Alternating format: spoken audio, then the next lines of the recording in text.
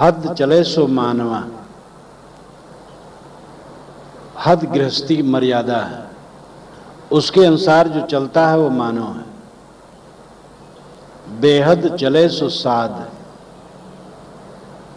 जो गृहस्थी का त्याग कर दिया, विरक्त हो गया, वो गृहस्थी मर्यादा से ऊपर उठ गया, वह साधु है। और जो गृहस्थी को भी छोड़ा और विरक्ति दशा के सांप्रदायिक भावनाओं से भी ऊपर उठ गया और आत्मलीन है निरंतर, उसका मत अगाध है, वो गुणातीत है। हम पहले गृहस्थी पर विचार करें। गृहस्थ किसे कहना चाहिए? शाब्दिक ढंग से गृह में स्थित हो गृहस्थ, गृह और अस्थ, घर में जो रहता हो वो गृहस्थ। घर में साधु भी रहते हैं, आश्रम भी तो घर ही है। जो आश्रम नहीं बनाते हैं, आप लोगों के घर में रहते हैं, तो घर में तो वो भी रहते हैं।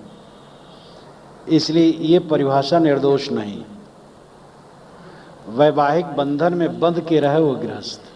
वैवाहिक बंधन में कब बंधना चाहिए? क्या विवाह उपयुक्त है? आजकल तो ये भी खूब सोचा जा रहा है। पश्चिम के विद्वानों ने तो कहा है कि विवाह बंधन खत्म हो जाएगा, परिवार टूट जाएगा, स्त्रियां बच्चे नहीं पैदा करेंगे, परख नली से बच्चे पैदा किए जाएंगे। कोई स्त्री अगर बच्चा पैदा कर दी तो आश्चर्य होगा, अरे वो बच्चा पैदा कर दी। सारे बच्चे परख नली में पैदा किए जाएंगे, स्त्री पुरुष स्वच्छंद होंगे, विवाह रहित। अच्छे अच्छे विद्वान, समाजशास्त्री, उपन्यासकार और विद्वानों ने ऐसा लिखा है। लेकिन उन्हें समझना चाहिए, कभी इस पृथ्वी पर मात्र सप्ताक वंश था, विवाह प्रथा नहीं थी। तो सत्यकाम जाबाल, जबाला का पुत्र सत्यकाम। बृहदारण्यक उपनिषद में आखिर में आया है 50 ऋषियों के नामों की लिस्ट आई है। उसमें पिताओं का पता नहीं है, माताओं का नाम है। मात्र सप्ताक वंश कभी था, उससे घबरा करके मनीषियों ने विवाह प्रथा चलाई। इसलिए ये विवाह प्रथा त्यागने योग्य नहीं। विवाह उसे नहीं करना चाहिए जो अपने सहज संवेगों और वासनाओं पर नियंत्रण रख सके। जो दैहिक संस्कार है, काम वासना है, उसको जो विवेक पूर्वक संयमित रख सके, वह विवाह न करे। विवाह न करना तो अच्छा है। आजकल जनसंख्या बढ़ रही है, लोग विवाह न करें, संयम से रहें, ब्रह्मचारी होकर रहें, बहुत खुशी है।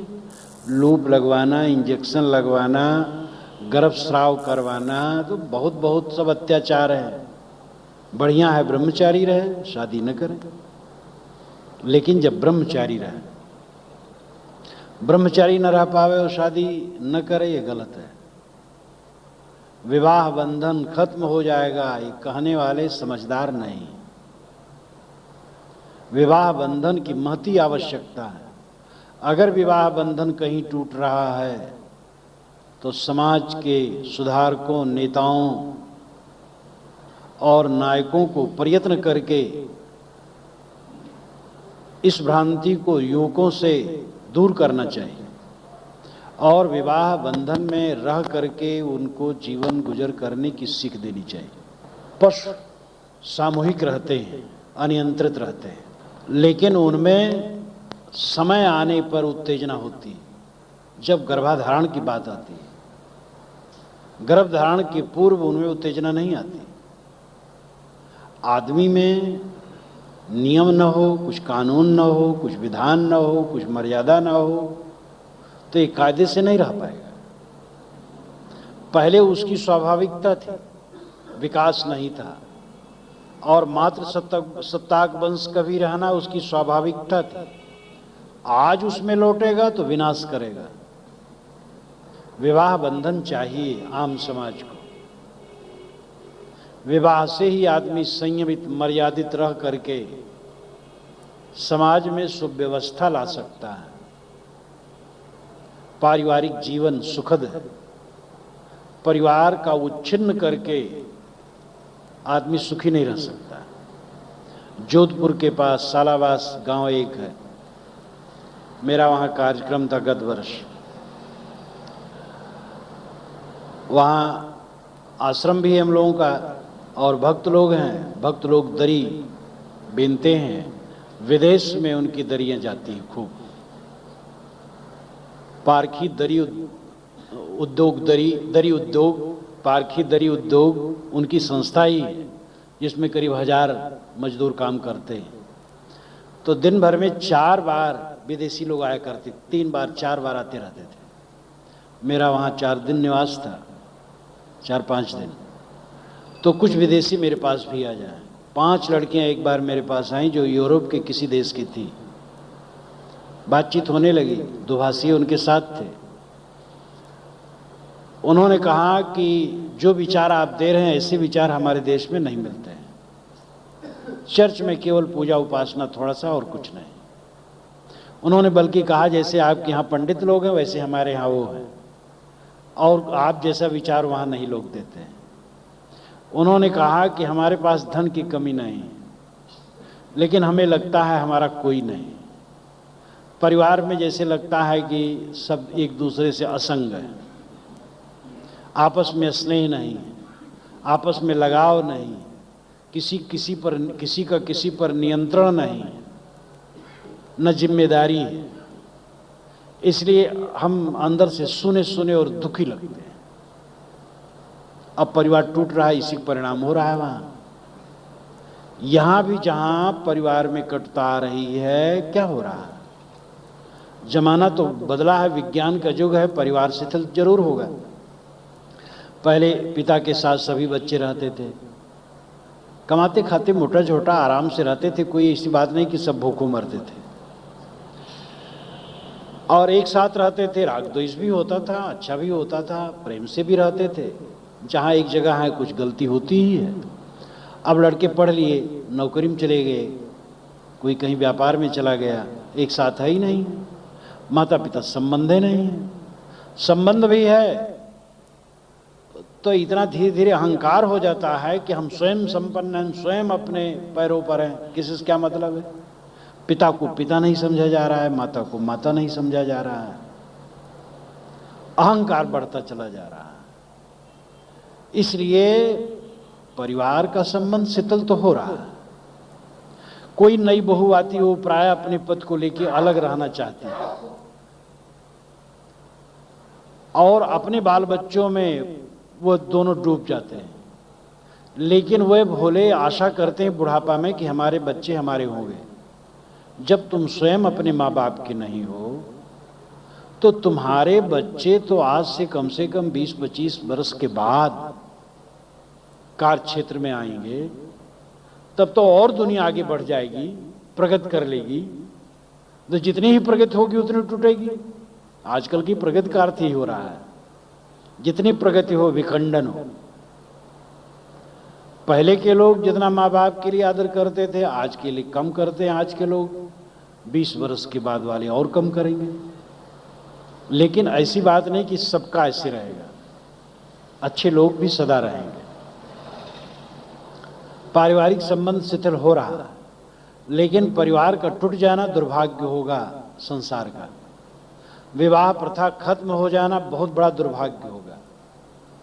विवाह होना चाहिए। जो अपने सहज संवेगों पर संयमित रह सके, जो वासनाओं पर संयम कर सके, वो शादी न करे। ये बड़ा सुखद रास्ता है। शादी करके झंझट ही, कोई फायदा नहीं। लेकिन तो ऐसा रह सके, नहीं तो शादी करे। शादी कब करना चाहिए? विवाह, हमारे यहाँ का शब्द विवाह, विशेषण है। वाह वाहन करना है, विशेष ढंग से वाहन करना। पत्नी का वहन, पति का वहन। पति को लेकर के चलना जीवन भर, पत्नी को लेकर के जीवन भर चलना विवाह का अर्थ होता है। भारतीय परंपरा में विवाह ऐसा नहीं माना गया कि कोई समझौता है और आज विवाह और कल तलाक। यूरोप में एक लड़की जब आई अपने पति के पास, कुत्ता उसने पाल रखा था पति ने, वो भूख बहुत रहा था, 4 दिन के बाद उसने कहा कुत्ता बेच दो, नींद नहीं आती रात में, भूखता बहुत है। उसने कहा कुत्ता बड़ा सावधान है, बेचा नहीं जा सकता है। तो कि तो फिर तलाक हो जाएगा, तलाक हो जाए। उसने तलाक दे दिया।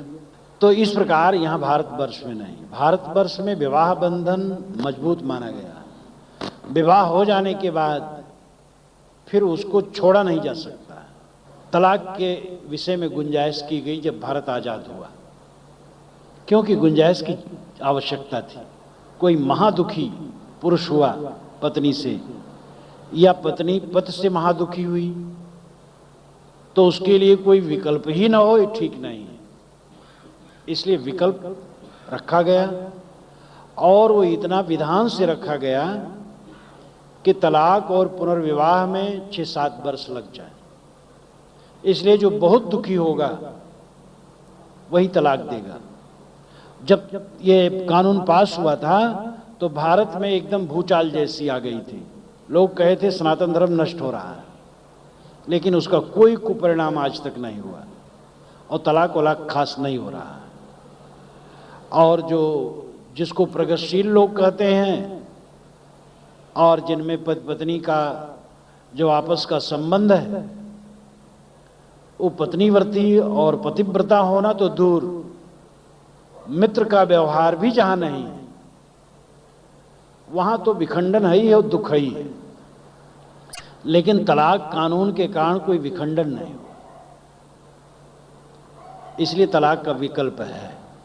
पुनर्विवाह वैदिक युग में होता था, ब्राह्मण युग में भी होता था, ब्राह्मण ग्रंथों और सूत्र ग्रंथों में भी आया है, कौटिल्य अर्थशास्त्र में भी पुनर्विवाह की बात आई है।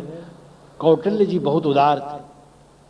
उसके पश्चात मनुस्मृति में बांध दिया गया, फिर उसी पश्चात बंध ही गया, और तलाक और पुनर्विवाह की बात खत्म हो गई। स्त्री के लिए, पुरुष के लिए छूट रही, वो कर सकता है। स्त्री चाहे बिल्कुल अभी शादी हुई है और पति मर गया, उससे संपर्क भी नहीं हुआ, तो भी शादी पुनर्विवाह न करे। कितना अपराध था। इससे विधवाओं की संख्या बढ़ी, भ्रष्टाचार बढ़ा, और पुरुषों ने नारियों के साथ घोर अत्याचारी किया, और ये अत्याचार आज भी है। कानून तो बन गया है, लेकिन लोक लाज का चक्कर ऐसा है कि आज भी विधवाओं का विवाह जल्दी नहीं हो रहा है। कोई विधवा हो जाए, संयम से रहना चाहे, बहुत खुशी है। बिना विधवा ही हुए अगर कोई संयम से रहना चाहे, शादी न करे, शादी कोई मीठ चीज नहीं है। लेकिन जब संयम की मिठाई रख सके और संयम की मिठाई न रख सके और उसको विधवा बनाए रहो जीवन भर, कितना अत्याचार है। मैं अपने मूल स्थान पर आऊं। विवाह कब होना चाहिए? कानून की बात छोड़ दीजिए। पुराने ग्रंथों में, वैदिक साहित्य में, वेदों में तो युवक युवती की शादी होती थी, बाल विवाह नहीं था। आगे चल करके बाल विवाह बढ़ा और बहुत बढ़ा। फिर भारत आज़ाद होने पर बाल विवाह घटा। पढ़ाई लिखाई, शिक्षा दीक्षा के कारण बाल विवाह अपने आप करीब करीब शिक्षितों में तो खत्म है, गांव में भी बाल विवाह घट रहा है। विवाह तब होना चाहिए जब आदमी शिक्षित दीक्षित होकर के अर्थोपार्जन करने लग जाए, और इसके लिए स्वाभाविक वो 28-30 वर्ष की उम्र तक पहुंच सकता है। एक लड़के ने मुझसे दीक्षा ली और फिर ये प्रश्न किया, तो मैंने उसको कहा कि जब तुम खूब कमाने लगो, कमा के अपने कदमों पर खड़े हो जाओ, तब शादी करना। तो 28-29 वर्ष की उम्र हुई, नौकरी में था। मुझे पता पाया तो जहाँ था दूर था, वहाँ से आया और कहा, गुरुजी अब 28-29 की उम्र है, आपकी क्या आज्ञा है? तो मैंने कहा आप शादी कर सकते हो। उसने शादी की। तो शादी तब होनी चाहिए जब अर्थोपार्जन आदमी करने लग जाए। लड़कियां भी पढ़ी लिखी होती हैं, वे भी नौकरी करती हैं, और वह भी, उनकी उम्र भी बढ़ रही है। 20, 22, 25 सालों में तो 25-26 तक में शादी होती लड़कियों की। विवाह होने के बाद अगर लड़का यानी पति ठीक से कमा रहा है तो पत्नी न नौकरी करे तो अच्छा है, क्योंकि घर का काम भी एक बहुत बड़ी नौकरी, और दोनों के नौकरी करने से कम जगह ऐसा होता है कि व्यवहार बढ़िया रह पाए, कटुता आ जाती है, बच्चों को स्नेह नहीं मिलता, संस्कार खराब होने लगते हैं। अगर आर्थिक संकट है तो पत्नी भी कर सकती है, आर्थिक संकट नहीं है तो पति करता है, ठीक है। अब ये होता है कि कहीं पति उन्मादी हो जाए, उपेक्षा करें और हम न करें कुछ, आगे तो नौकरी मिलेगी नहीं, तब क्या दशा होगी। भय बहुत हो गया है, और भय के मूल में है कि प्रेम की कमी हो गई है, विश्वास की कमी हो गई है। तो विवाह तब होना चाहिए जब आदमी अर्थोपार्जन करने लग जाए। विवाह सहज नहीं समझना चाहिए। लड़की और लड़के का संबंध ऐसे अलटप्पू ढंग से नहीं होना चाहिए। जीवन में जो दोनों को निभाना पड़ता है वही जानते हैं, बहुत समझ बूझ करके होना चाहिए। विवाह में दहेज प्रथा, भारत जब आजाद नहीं हुआ था तो कहा जाता था कि पढ़ाई खूब होगी और लड़के सब शिक्षित हो जाएंगे, दहेज अपने आप खत्म हो जाएगा। जब से पढ़ाई बढ़ गई दहेज बढ़ गया, और पढ़ाई में बच्चे पर जितना खर्च किया गया है चक्रवृद्धि के ब्याज के दर से, वो सारा वसूल किया जाता है लड़की वालों से। पहले भी दहेज था, वैदिक युग में दहेज था, बौद्ध ग्रंथों में दहेज है, लेकिन वो खुशी से माँ बाप देते थे। वो स्त्री धन था कि लड़कियों को भेज दिया गया तो उसको कुछ धन दे दिया जाए, और वो लड़कियों के पास रहता था। यहाँ तो सब ससुर के जेब में चला जाता है, ना वो लड़की पाती एक पैसा, ना लड़का पाता है, और वो मनमानी करता है। और दहेज मिलता नहीं है, दहेज वसूला जाता है। ये पाप, महापाप शुरू हो गया। और वह लोग करते हैं जो अभी लड़की की शादी किए हैं और बहुत दुखी हुए हैं, लड़कों वालों को बहुत कोचे हैं, वह जब लड़का अपने लड़के की शादी करना शुरू किए तब मुंह फुला के बैठे, और लड़की वालों के साथ महाबेदर्दी का काम वो करते हैं। दहेज प्रथा का तिरस्कार होना चाहिए। लड़की लड़कों का इसका बहिष्कार करना चाहिए, लोगों को इसको बहिष्कार करना चाहिए, और सहज रूप में शादी होनी चाहिए। टिटिम्मा बहुत बढ़ गया, ऐसे ऐसे सूम जो पैसा मलते हैं, जेब से नहीं निकालते हैं, वह शादी विवाह में इतना खर्च करते हैं कि लखनऊ के नवाब हो जाते हैं। तो अब ये सब में दुराचार तो बढ़ेगा ही, दहेज की भावना बढ़ेगी। दहेज देने लेने से बचना चाहिए। शादी विवाह हो जाने पर प्रायः माँ बाप धीरे धीरे अपने को समझते हैं कि बच्चे मेरे नहीं रहे, क्योंकि एक बाहर से लड़की आई और लड़का उसके अधीन हो गया। मैंने एक लड़के को पाला पोसा बड़ा बनाया, मैं बेकार हो गया। ये भावना दुख देगी। गृहस्थी का सुख पति पत्नी का सुंदर बर्ताव पारस्परिक है। आपके बहू बेटे प्रेम से रहते हैं तो आपको प्रसन्न रहना चाहिए। हाथी घूमे गांव गांव, जाकर हाथी ताकर ना हो। हाथी कहीं भी घूमे, जिसका हाथी उसका नाम रहता है। आपके बहू बेटे कहीं रहें, कमाए खाएं, आपको क्या लेना देना। निष्काम हुए बिना गृहस्थी में भी सुख नहीं हो सकता है। बच्चों के जन्म से 5 वर्ष तक उनका दुलार, 5 से 16 वर्ष तक कड़ी दृष्टि। कड़ी दृष्टि का मतलब कोई गलत काम न करने पाए। 5 वर्ष तक तो अबोध रहते हैं, 5 वर्ष के बाद बहुत निगरानी चाहिए। गाली मार कभी भी नहीं होना चाहिए। 16 वर्ष के लड़के जब हो जाएं तब भाई के साथ उनका व्यवहार होना चाहिए, उनसे व्यवहार होना चाहिए। जवान लड़कों से कोई राय देनी हो एकांत में ही उनको राय देना चाहिए, अकेले में देना चाहिए। चार आदमी के बीच में जवान लड़कों को आप कुछ कहेंगे तो बात खराब होगी। अपने लड़कों से लोग स्वयं हाथ धो लेते हैं क्योंकि वे कटुता का बर्ताव करने लगते हैं। उनको अहंकार होता मेरा बच्चा है, मैंने पाला पोसा है, लिखाया पढ़ा है, योग्य बनाया है। बात सच है, लेकिन सच होने पर भी उसका अलग व्यक्तित्व है, आवाज की हवा है। जहां पर आजादी आजादी चारों तरफ, स्वतंत्रता। स्वतंत्रता का अर्थ लोग नहीं जानते हैं। स्वतंत्र तो वो है जो अपने बस में रहे। इंद्रिय मन के बस में स्वतंत्र कहां है? लेकिन मन के गुलाम बने अपने को स्वतंत्र लोग मानते हैं।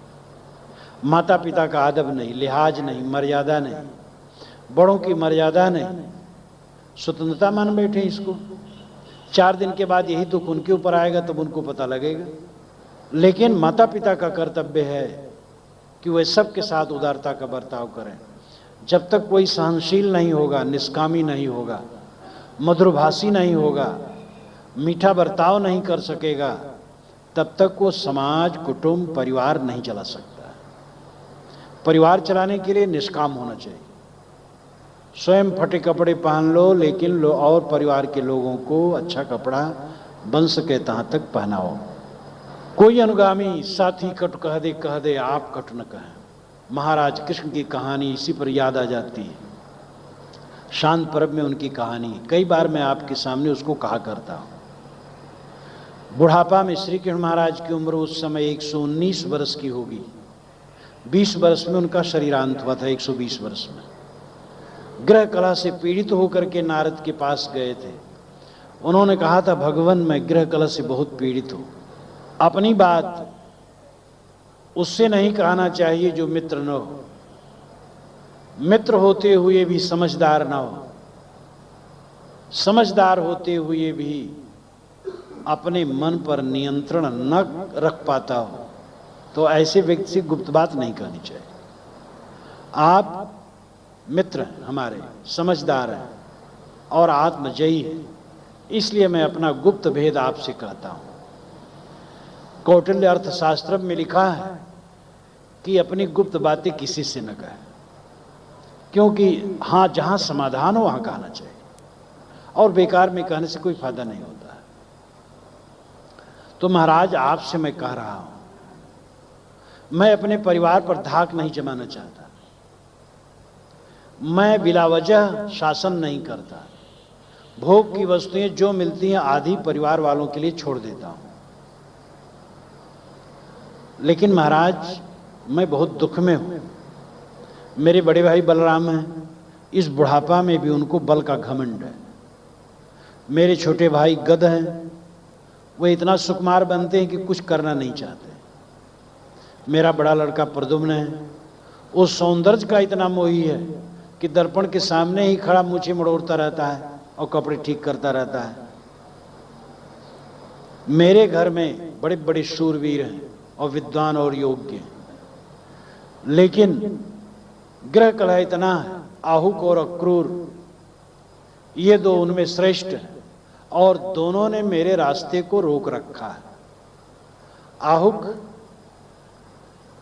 विश्ववंशी थे और अक्रूर अंधक वंशी थे।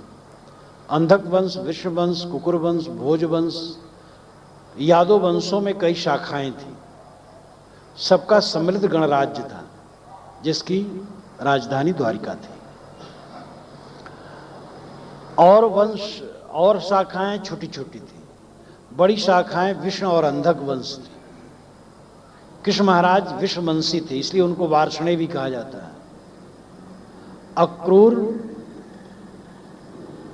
अंधक वंशी थे, उग्रसेन इत्यादि। तो अक्रूर और आहुक अंधक और विश्ववंश के तरफ से लोकसभा भवन में सदस्यों का प्रतिनिधित्व करते थे, और दोनों में इतनी कटाकटी होती थी, गाली गुप्ता, गर्मा गर्म। आजकल लोकसभा और संसद भवन में जूते चप्पल चलते हैं, जूते चप्पल चलने की बात वहां नहीं है, लेकिन गर्म भाषण खूब है। तो महाराज जैसे कोई माँ हो, उसके 2 बच्चे हो, और दोनों आपस में जुआ खेलते हो, और माँ चाहे कि एक जीत जाए और दूसरा हारे ना, वही दशा मेरी। आहुक और अक्रूर के बीच में मैं किसी का पक्ष नहीं ले सकता। महाराज क्या करूं, बहुत दुख है, कैसे संभालो इस परिवार को। नारद ने कहा, महाराज एक दुख होता है भीतर से आता है, एक ऊपर से आता है। आदमी बैठा है, ऊपर से डाली गिर गई, घर गिर गया,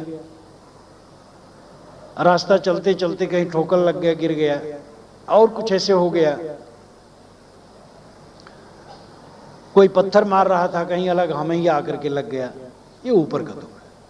लेकिन हमने किसी को गाली दी और उसने हमें चाटे जड़ दिया, ये तो हमारे भीतर का है, हमने गलती की। महाराज आपका दुख भीतर से आया है। आपने जीवन भर बच्चों को लड़ाई सिखाई, आपके सभी बच्चे लड़ाकू हो गए।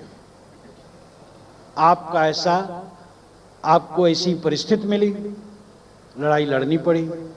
मामा को शुरू ही में मारना पड़ा, मामा ऐसे अत्याचारी थे कंस महाराज। और कंस को मारने के बाद फिर ऐसा दुख आरंभ हुआ कि जरासंध, मगध नरेश जरासंध की 2 लड़कियां अस्ति और प्राप्त कंस को ब्याही थी, विधवा हो गई। तो जरासंध ने अनेक बार श्री कृष्ण पर हमले किए, मथुरा को एकदम बारंबार घेर करके तहस-नहस कर देता था। और अंतिम में श्री कृष्ण महाराज ने मीटिंग की थी यादवों की, और उन्होंने कहा था अगर हम 100 वर्षों तक जरासंध से लड़े तो पेश न पाएंगे, इसलिए भाग करके उन्होंने द्वारिका बसाई थी। ये द्वारिका बसने के बाद, बूढ़ा हो जाने के बाद की घटना है।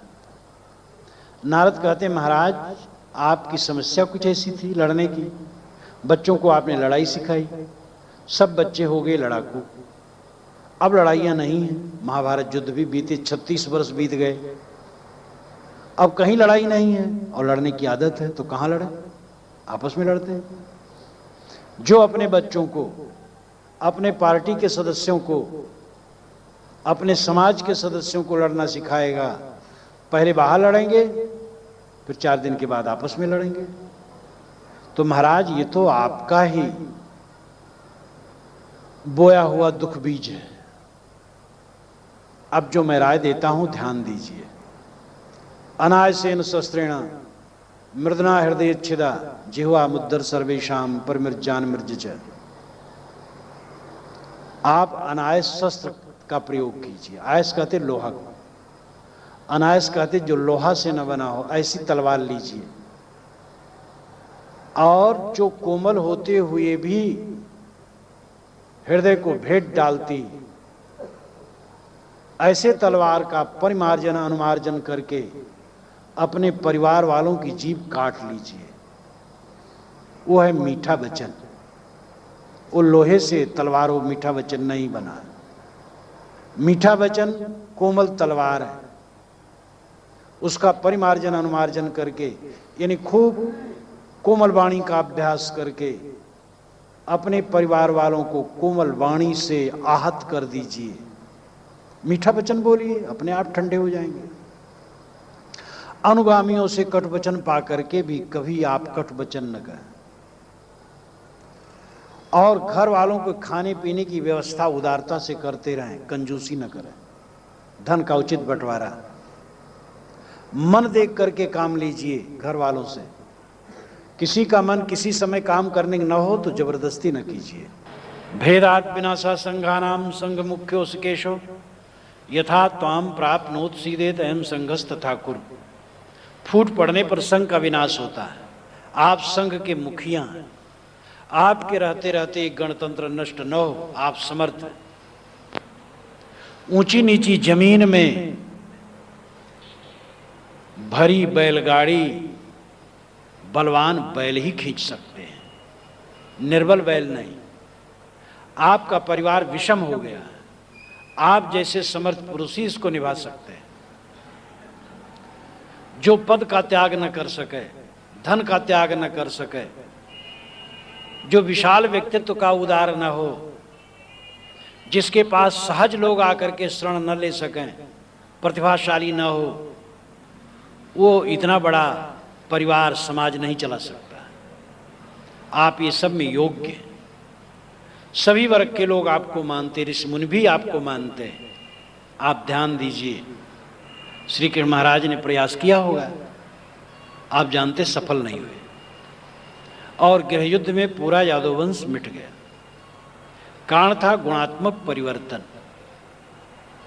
एक परिमाणात्मक परिवर्तन होता है, एक गुणात्मक परिवर्तन होता है। अगर मकान जीर्ण हो रहा है, कहीं छेद हो गया, पानी बरस रहा है, चू रहा है, कहीं कुछ हो रहा है, अब उसमें मरम्मत कीजिए, ठीक से सावधानी रखिए तो ज़्यादा दिन चलेगा। रहने देंगे तो एक दिन गुणात्मक परिवर्तन आ जाएगा, भरभरा करके गिर पड़ेगा। तो एक सीमा के अंदर परिवर्तन परिमाणात्मक परिवर्तन है, बिल्कुल बदल जाना गुणात्मक परिवर्तन है।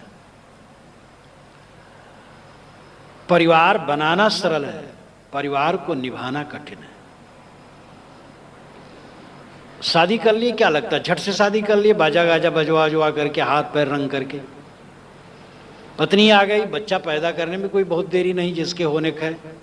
वैसे तो बहुत चाहते हो, नहीं होता है, बच्चा भी पैदा हो गया, और एक नहीं हो गया बहुत हो गए, 15-15 बच्चे भी लोग पैदा कर देते आज के युग में भी। लेकिन उन बच्चों को निभाना मामूली नहीं है।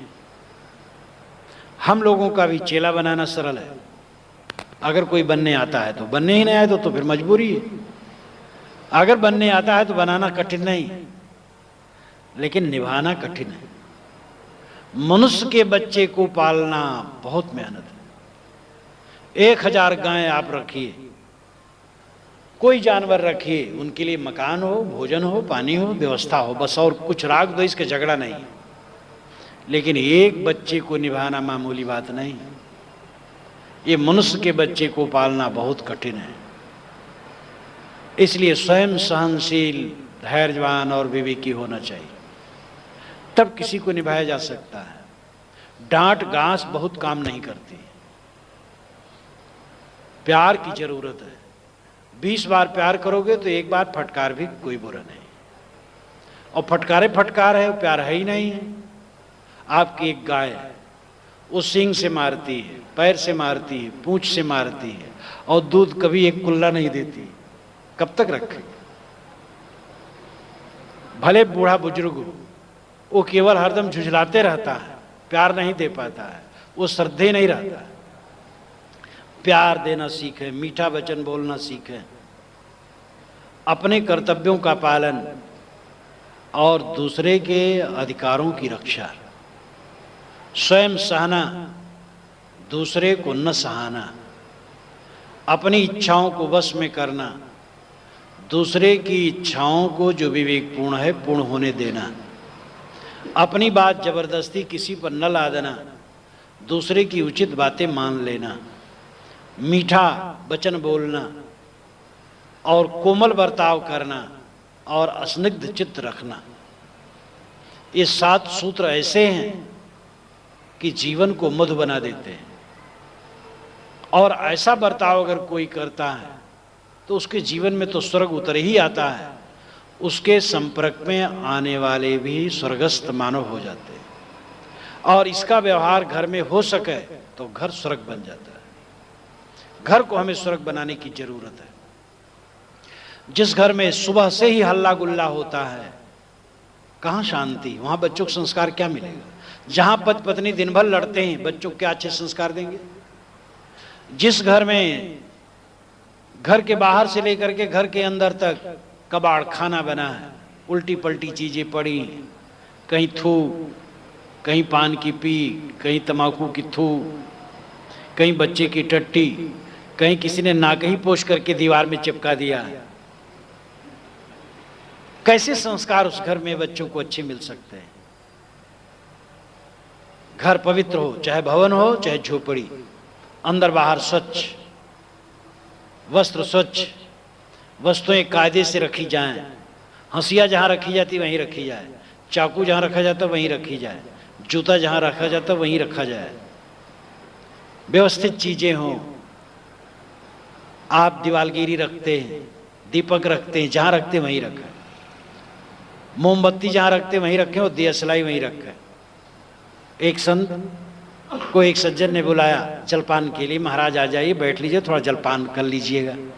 गए संत, बैठे, जलपान की सारी सामग्री सजा दी गई, तुरंत बत्ती चली गई। अब गृहपति बहुत परेशान हुए, सरकार को गाली देने लगे, सरकार की व्यवस्था बहुत खराब है। महात्मा ने कहा मोमबत्ती जला लो। अब 10 मिनट बीत गया, मोमबत्ती खोजते और देर से दिया सलाई खोजते, और बीच में वो गाली देते रहे सरकार को। जब उन्होंने दिया सलाई जलाई, बस बत्ती भी आ गई। महात्मा ने कहा कि सरकार की व्यवस्था इतनी लंबी चौड़ी है, 10 मिनट के लिए बत्ती गई, उसको सरकार को आपने अनेक गालियां दे डाली। आपका छोटा सा घर मोमबत्ती और दिया सलाई ऐसी जगह नहीं रख पाए कि तुरंत जला दे, आपको कौन गाली दे? तो गाली देना तो सरल है, व्यवस्था हमारी बढ़िया हो, आवाज उतनी करो जिससे अगला सुन ले, बस चिल्ला करके कभी कोई ना बोले, मीठा बोले, धीरे बोले, झुझला के कभी ना बोले। अच्छे संस्कार घर में होने चाहिए। कितने लोग, कितने घर होते हैं शाम को जब इकट्ठे होंगे एक दूसरे से बात नहीं करेंगे,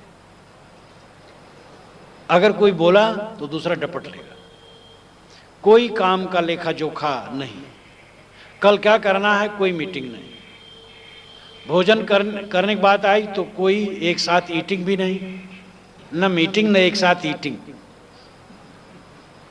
एक भोजन में बैठा है तो एक बाहर घूम रहा है। पिता के साथ, पुत्र के साथ, भाई के साथ भोजन करने में भी सहनशीलता नहीं, कोई धार्मिक कृत्य नहीं। धार्मिक कृत्य तो तभी शिथिल हो गया जब टीवी घर में आ गया। कितने घरों में जहां कथा वार्ता सत्संग कुछ होता था, जब से टीवी आया तब से वो सब बंद हो गया। और टीवी इतना ही नहीं, समाचार सुन लें या कोई अच्छी चीजें देख लें, मन को फोड़ा जो बनाए, मवाद भरे, ऐसी चीज रात में देख करके सोते हैं लोग, और मन में मवाद भरे भरे सोते हैं।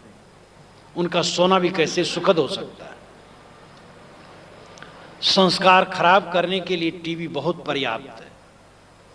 और केबल टीवी जिसे कहते हैं, जिसको मैं काली टीवी कहता हूं, काला टीवी, केबल टीवी काला टीवी, देखता तो कभी नहीं हूं, सुनता हूं, और सुन करके ही लगता है कैसा गजब है। घर में अच्छे संस्कारों की महती आवश्यकता है। जवान बहू बेटे घर में हैं, जवान लड़के हैं, और अभी गृहपति पत्नी राग रंग में हैं, इसका प्रभाव बच्चों पर खराब होगा। बच्चे जानदार हो गए, बहुत जवान नहीं हुए, शादी नहीं हुई, जानदार हो गए, उनके सामने माँ बाप राग रंग की बात करेंगे, बच्चों के मन में विद्रोह की भावना होगी। जीवन भर कभी कहा नहीं पाएंगे बच्चे, लेकिन माँ बाप के लिए फोड़ा मन में हो जाएगा। और अनेक कारणों से बच्चे माँ बाप से नफरत करते हैं, अपने अज्ञान से भी करते हैं, नफरत तो अपने अज्ञान से ही करते हैं, कारण जो रहा। माँ बाप को चाहिए, बच्चा पैदा हो गया और थोड़ा जानकार हो गया, माँ बाप को ब्रह्मचारी हो जाना चाहिए, संयमित हो जाना चाहिए, और कम से कम बच्चों के सामने कोई भी अश्लील बातचीत, श्रृंगारिक चेष्टा नहीं होनी चाहिए, और एकदम संयमित होना चाहिए। इसीलिए ऋषियों ने कहा था 50 वर्ष की अवस्था में वानप्रस्थी हो जाओ। गृहस्थी में रहते हुए हर गृहस्थ का कर्तव्य है किसी यथार्थ सद्गुरु की शरण ले, अपने अध्यात्म के विषय में, जीवन के विषय में जहां राय ले सके। गुरु की जरूरत है, संतों की संगत की जरूरत। सत्संग इंजन है, इंजन में डिब्बे लगे रहते हैं तो वो डिब्बे वहां पहुंचते हैं जहां इंजन पहुंचता है। सत्संग की महती आवश्यकता है। सबको रोज सदग्रंथों का अध्ययन करना चाहिए, धर्मशास्त्र पढ़ना चाहिए, और रोज ध्यान करना चाहिए। जैसे उल्टा सीधा कर पाए करें, फिर जानबूझ करके भी करें। कुछ धार्मिक कृत्य करें जैसे आपको विश्वास हो, ध्यान करें, जप करें, ग्रंथ पढ़ें, जो भी आप समझ पावे करें। ग्रंथ पढ़ना और ध्यान करना ये तो राजपथ है। कोई भी धर्मशास्त्र आपको जो रुचि पढ़े और ध्यान करें। अपनी कमाई का कुछ परोपकार में भी लगाएं। सूअर कुत्ते भी शाम तक पेट भर लेते। जो कमा के केवल पेट भरना जानता है वो मनुष्य नहीं। अपनी कमाई का परोपकार में भी व्यय होना चाहिए। तैत्तिरीय उपनिषद के ऋषि ने कहा है, श्रद्धयादेयम अश्रद्धयादेयम श्रेयादेयम ह्रियादेयम भियादेयम संविदादेयम। श्रद्धा से दान करो। किसी ने कहा मुझे श्रद्धा नहीं, ऋषि ने कहा अश्रद्धयादेयम, अश्रद्धा से दो। देते देते श्रद्धा तुम्हें हो जाएगी। अश्रद्धयादेयम श्रेयादेयम, श्री नाम धन, धन की मर्यादा अनुसार दो। तुम धनी हो यार, क्या 5 रुपया दान कर दे, 1000 रुपया करो। कम धन है, 1 रुपया भी कर सकते हो, 1 पैसा भी कर सकते हो। श्रेयादेयम ह्रियादेयम, लज्जा से करो। लोग दान धर्म कर दे, तुम कंजूस बने बैठे हो, लज्जा करो। ह्री नाम लज्जा, ह्रियादेयम भियादेयम, भय करो। तुम दान धर्म नहीं करोगे, तुम्हारा चित्त शुद्ध कैसे होगा। संविदादेयम, संविदा कहते इकरार करने को। अगर कह दिए हो देना तो दो, तो देना चाहिए। कुआं से पानी निकलता है तो पानी स्वच्छ रहता है। कमरे से हवा निकलती है तो कमरा स्वच्छ रहता है। पनाले से छत से पानी निकलता है, बहता है, तब रहता है ठीक, नहीं छत टूट जाएगी। दान करना सीखो, परोपकार करना सीखो। अंडा मांस मछली कभी मत खाओ। कौटिल्य अर्थशास्त्र में एक सूत्र है, उसका अर्थ है मांस सबके लिए अभक्ष्य है, नहीं खाना चाहिए। शराब से लेकर के गांजा, भांग, बीड़ी, सिगरेट, तंबाकू, पान भी नहीं खाना चाहिए। पान से मुंह और खराब होता है। चाय के लिए मैं नहीं खाता हूं। कोई आया चाय दे दी 1 कप, बहुत सस्ता, स्वागत, आपका भी स्वागत जगह जगह हो गया। इसका मैं विरोध नहीं करता हूं। हाँ, कोई न पिए तो अच्छा, और पिए तो कम पिए, इतना तो कहता हूं। 2-3 बार पी ले बस हो गया, ज्यादा नहीं। और न पिए तो सोने का है। सत्संग द्वारा यह जाने कि शरीर नाशवान है, आत्मा अविनाशी है। बोलने वाला आत्मा है, वो नित्य और ध्रुव है। शरीर नाशवान है। जीव अपने कर्मों के संस्कारानुसार चलता है। जो करता है वो फल पाता है। आज के जीवन जो सबके खड़े अचानक नहीं है, इसके पीछे कारण कारज की व्यवस्था है, एक श्रृंखला है। आज जो हम कर्म करेंगे उसका फल आज और आगे होना पक्का है। इसलिए कर्मों का सुधार आवश्यक है।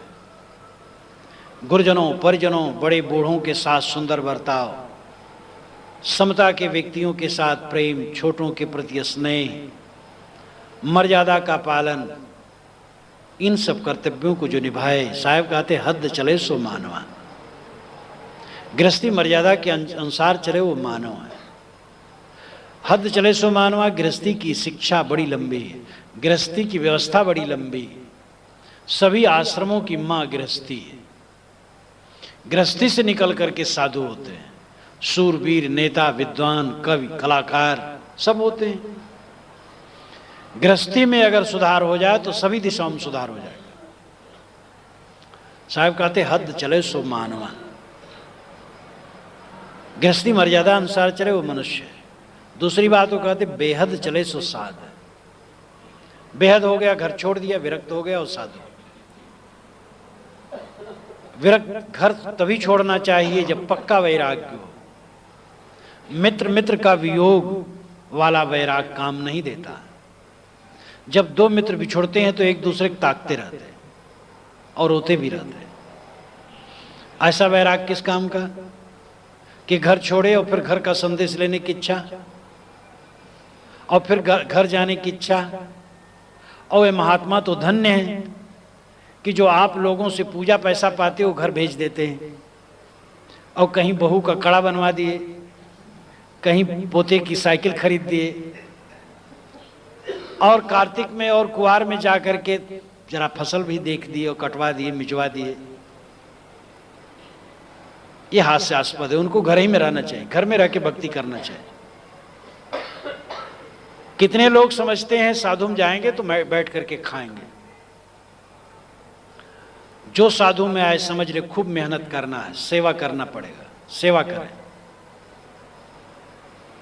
और त्याग वैराग से रहे, शुद्ध ब्रह्मचर्य का पालन करें। दुनिया की नारी मात्र मां, ये भाव उसका उच्च हो और मन भी उसका निर्मल हो। उसके लिए बड़े धीरे धीरे होगा, एक लागे नहीं होगा, लेकिन हो जाएगा। खाने पीने का लालच लोभ न हो। साधु बना, दूध चाहिए, घी चाहिए, फल चाहिए, मिष्टान चाहिए, उत्तम चावल चाहिए, ऐसी सब्जी चाहिए, ऐसी इच्छा रखने वाला क्या साधु होगा? जो मिले ठीक है। समय से हलवा भी मिल जाए, अगर रुचता पचता है थोड़ा खा ले, रोटी नमक खा ले, सब बराबर। खाने पीने का मोही न हो, कपड़े लत्ते का मोही न हो, मान सम्मान में समबुद्धि हो, अपने परिवार से एकदम निष्प्रय हो, शुद्ध ब्रह्मचारी हो, किसी भी संप्रदाय में दीक्षित होकर के रहे, गुरु की आज्ञा का पालन करे, संतों के नियमों और नियम के घेरे में रहे, साधना से चले, वैराग्य से चले। किसी भी ज्ञान और किसी भी क्षेत्र के ज्ञान और भक्ति का व्यवहारिक स्वरूप तभी जीवन में प्रतिष्ठित होता है जब वैराग्य होता है। वैराग निर्मोहता, विषय निवृत्ति के बिना भक्ति भी कुछ नहीं, ज्ञान भी कुछ नहीं। वाद विरत बिन ब्रह्म विचारू, गोस्वामी जी ने कहा कि वैराग के बिना ब्रह्म विचार बेकार है। वैराग्य ही ज्ञान की परिभाषा है। वैराग केवल घर छोड़ने मात्र नहीं, अनासक्ति वैराग के। घर में हुआ खटपट, चल बाबा के मठ पर, और मठ पर बताया काम तो बंदे रमता राम, ये ठीक नहीं। पक्का वैराग्य, जवानों को वैराग ज्यादा होता है। ये पके बाल वाले बड़े पक्के हो जाते हैं, ये टस से मस होने वाले नहीं। एक बुजुर्ग ने मुझसे पूछा था, 50 वर्ष के थे, क्या मेरी उम्र वाले भी आते हैं आपके पास? मैंने कहा आप आए। तो पके बाल वाले तो बड़े पक्के हो जाते हैं, नौजवानों में संस्कार होते हैं। लेकिन पके बाल वाले भी कुछ ऐसे होते हैं जो आते हैं और अच्छा वैराग करते हैं। इसलिए उनके लिए भी सहारा है। कोई आना चाहे तो आ जाए पका बाल वाला, ये बात नहीं कि उसके लिए जगह नहीं। तो वैराग्य पूर्ण अनासक्ति अवस्था जब आए तभी होना चाहिए। घर छोड़ना चाहिए, घर में रह के वैराग करे वो अच्छा है। घर में रह के मोह माया छोड़ के साधना करे और घर वालों को भी कुछ सहारा दे, ये अच्छा है। जब एकदम रह न पाए तभी घर छोड़े। तो साहब कहते बेहद चले सो साध, घर गृहस्थी छोड़ दिया, विरक्त हो गया और साधु। किसी मार्ग में, किसी संप्रदाय में हो, संप्रदाय में, सभी संप्रदाय में वैरागवान पुरुष होते हैं। साहब कहते हद बेहद दो तजे ताकर मत आगाद है। जो हद बेहद दोनों को छोड़ दे उसका मत अगाध है। गृहस्थी भी छोड़ी और वैराग मार्ग में आकर के सांप्रदायिक भावनाओं से भी ऊपर उठ गया और निरंतर आत्मलीन है, उसका मत अगाध है। भले उसका शरीर किसी संप्रदाय में है, किसी संप्रदाय के नियमों में रेस वेश और मर्यादा है, लेकिन उसकी अंतरात्मा उससे ऊपर है। गुणातीत, सतरजतम त्रिगुणात्मक जगत है। आत्मा इन तीनों गुणों से अतीत है। जो निरंतर आत्मा में रमता है, यस्तु आत्मरत रेव स्यादाम तृप्तस्य मानवाः आत्मन्नेव संतुष्टस्तस्य कार्यं न विद्यते। जो आत्मा में प्रेम करता है, आत्मा में संतुष्ट होता है, आत्मा में तृप्त होता है, उसके लिए कुछ करना बाकी नहीं। ये गीता का मंत्र है। एक मंत्र काफी है। आत्मरत, आत्मसंतुष्ट, आत्मतृप्त, गुणातीत है। जिसकी पदार्थ पार दृष्टि हो जाती है गुणातीत है। जो जीवन में रहते रहते जीवन के बाहर देखता है। ये शरीर कितने दिन का है, आजकल में खो जाएगा। लोग कहते हैं साहब अपने बात प्रबंध आप कुछ किए हैं, पीछे कैसे चलेगा, कितने दिन के लिए, 100 वर्ष के लिए कि 500 वर्ष के लिए कि 1000 वर्ष के लिए। मेरे बात तो अनंत काल है, कितने समय के लिए मैं प्रबंध करूं? मैं अपना प्रबंध कर लूं उतना काफी है। मैं अपने आप को सबसे छुड़ा लूं, निरंतर आत्मस्थ रहूं, निर्मोह रहूं, इतना काफी है। मेरे शरीर के बाद कोई प्रबंध हो, उसके बाद फिर उसके बाद यह संसार चलता रहता है। शरीर अपना नहीं है, विवेकवान ये समझते हैं। जिस शरीर के परमाणु इस शरीर में लगे हैं, ये परमाणु आज से 10 वर्ष कहाँ थे, 50 वर्ष कहाँ थे, कुछ पता नहीं। इंग्लैंड और अमेरिका के किसी खेत में मिट्टी का लौंदा जैसे पड़ा हो, वैसे ये माना हुआ अपना शरीर है, और ये भी कहीं पड़ा रहेगा, इसका पता नहीं लगेगा हमें। इसलिए पदार्थ पार जिसकी दृष्टि होती है गुणातीत है। देह में रहते हुए देह से अतीत। यह दशा जब चित्त में आती है तब शोक मोह मिट जाती, क्योंकि मोह मिट गया, शोक मिट गया। साहब कहते ताकर मता आगाध, उसका मत अगाध है, उस सामान्य व्यक्ति उसको नहीं समझ सकता। किसी महापुरुष के पास जाकर के हम क्या देखेंगे? उसके कपड़े, उसका खाना पीना, बातचीत करना, हंसना बोलना, काम धंधा, उसकी मना स्थिति हम नहीं समझ सकते।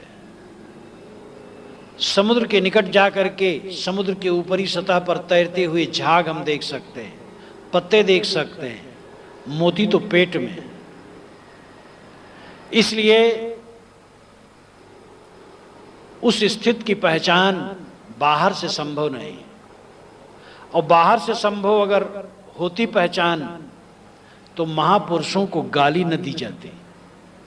जितने महापुरुष ने अपने समय में गाली पाए हैं, चाहे वो बुद्ध हो, चाहे महावीर, चाहे कबीर हो, चाहे ईसा, चाहे तुलसी हो, चाहे विवेकानंद, चाहे दयानंद, चाहे शंकराचार्य, या और नाम ले लो। ये बड़े बड़े नाम हैं, छोटे छोटे भी नाम जो बहुत नहीं प्रसिद्ध हैं वह भी, लेकिन बहुत योग्य थे। बाहर की प्रतिभाओं में अंतर होता है। कोई कबीर और शंकराचार्य सब नहीं हो जाएंगे, लेकिन कबीर और शंकराचार्य के समान कोई अनासक्त गुणातीत हो सकता है, जिसकी प्रतिभा ना हो, बोल भी ना सकता हो। गुणातीत होना, अनासक्त होना, आत्मरत होना, इसमें बड़ी बुद्धि की जरूरत नहीं और बहुत पढ़ने लिखने की जरूरत नहीं है। प्रतिभा, तत्वग्रहणी शक्ति, तत्वधारणा शक्ति, कल्पना शक्ति, अभिव्यक्ति शक्ति, इन चारों शक्तियों का समुच्चय प्रतिभा है। तत्वग्रहणी शक्ति, पुस्तकों को पढ़कर, प्रकृति को देखकर ज्ञान ग्रहण कर लेना, तत्वग्रहणी शक्ति। तत्वधारणा शक्ति, जो ज्ञान प्राप्त हो उसको स्मृति में रखना, भूल न जाए। कल्पना शक्ति, उसको विवरण पूर्वक विस्तार से सोच लेना। अभिव्यक्ति शक्ति, सुंदर वाक्यों में प्रकट कर देना। ये चार शक्तियां जिसके पास है उसको प्रतिभावान माना जाता है। जीवन मुक्त होने के लिए इसकी जरूरत नहीं है, बस अपना काम का काम जानना चाहिए। अपनी आत्मा को पहचान ले, विषयों के बंधन को पहचान ले, सारे विषयों का मोह छोड़ दे और अपने आप में स्थित रहे, बस काम हो गया। तो ऐसे कितने पुरुष हुए, वही भी गाली पाए, आज भी गाली देने वाले हैं संतों को। तो दूसरे को पहचानना सरल नहीं। तो साहब कहते ताकर मता आगाध, उसका मत अगाध है। उन्होंने उसकी परिभाषा की, समझ बूझ जड़ हो रहे, बल तज निर्बल होए, कहें कबीरता संत का पला न पकड़े कोई। जो समझ बूझ करके जड़ हो जाता है, सब जानता बूझता है, समझता है, लेकिन अनाड़ी बन जाता है। बल तज निर्बल होए, धन बल, जन बल, स्वामित्व बल, शासन बल, विद्या बल, बुद्धि बल, सारे बलों के होते हुए भी वो निर्माण रहता है। कहें कबीरता संत का पला न पकड़े कोई, ऐसे संत का कोई पल्ला नहीं पकड़ सकता। सबल क्षमी निर्गर्भ धनी कोमल विद्यावंत, जग में भूषण तीन है औरों सबे अनंत। इस साखी ग्रंथ में साहब की साखी है। सबल क्षमी, बलवान होकर के क्षमा रखना, निर्गर्भ धनी, धनी होकर के गर्भ न होना, कोमल विद्यावंत, विद्वान हो और कोमल हो, ये भव में भूषण है, और तो सब बहुत है। तो पूर्ण विनम्रता, गुणातीत अवस्था में पूर्ण विनम्रता होती है, ठोकर वहां नहीं होता है। अहंकार खत्म हो जाता, ठोकर किसको लगे? सारी ठोकरें अहंकार को लगती हैं। अहंकार के विलय होने पर ठोकर नहीं रहती, ठोकर नहीं रहती तो प्रतिक्रिया नहीं रहती। प्रतिक्रियाहीन जीवन जीवन मुक्त जीवन है, क्षोभ रहित, प्रतिक्रिया रहित, प्रशांत चित्त गुणातीत अवस्था का लक्षण है। साहब कहते उसका मत अगाध है, वो दूसरा न तो बताया जा सकता है, उसको बस वाणी में व्यक्त किया जा सकता है, अनुभव नहीं कराया जा सकता। अनुभव तो लोग करना चाहे करें, धीरे धीरे तो करें। हम तैरते हैं, कोई तैरे, तैरते तैरते तैर ले जाएगा। हम जैसे सहते हैं दूसरा सहे, बस वैसे हो जाएगा। जनक की सभा में जब याज्ञवल्क्य से प्रश्न होने लगे तो एक ने कहा बताओ आत्मा क्या है? तो बताया आत्मा क्षीण रहित, वृद्ध रहित, अजर अमर नित्य शुद्ध बुद्ध है। पुत्र ईषा, वित्त ईषा, लोक ईषा त्याग कर उस आत्मा में लीन होना। जो उसमें लीन हो जाता है वह मौन हो जाता है, विद्या का अभिमान छोड़ देता, पांडित्य छोड़ देता है, मौन हो जाता, फिर अमौन हो जाता है, बालवत सरल हो जाता है, निष्काम। प्रश्न आया कि ऐसा कैसे हो? याज्ञवल्क्य ने कहा जैसे हो लेकिन ऐसे हो। साधना कुछ करो, जैसे भी हो, यद्वा तद्वा तदक्षते पुरुषार्थ। जिस किसी प्रकार मोह का कट जाना पुरुषार्थ है। तो साहब कहते ताकर मता अगाध है, जो गुणातीत होता है उसका मत अगाध है। इस साखी में तीन बातें, हद चले सो मानवा, बेहद चले सो साध, हद बेहद दो तजे ताकर मता अगाध। जो गृहस्थी मर्यादा अनुसार चले वो मानव है, जो विरक्त हो करके चले वो साधु है, जो गुणातीत हो उसका मत अगाध है। धीरे धीरे उस दिशा में हम सबको बढ़ना चाहिए।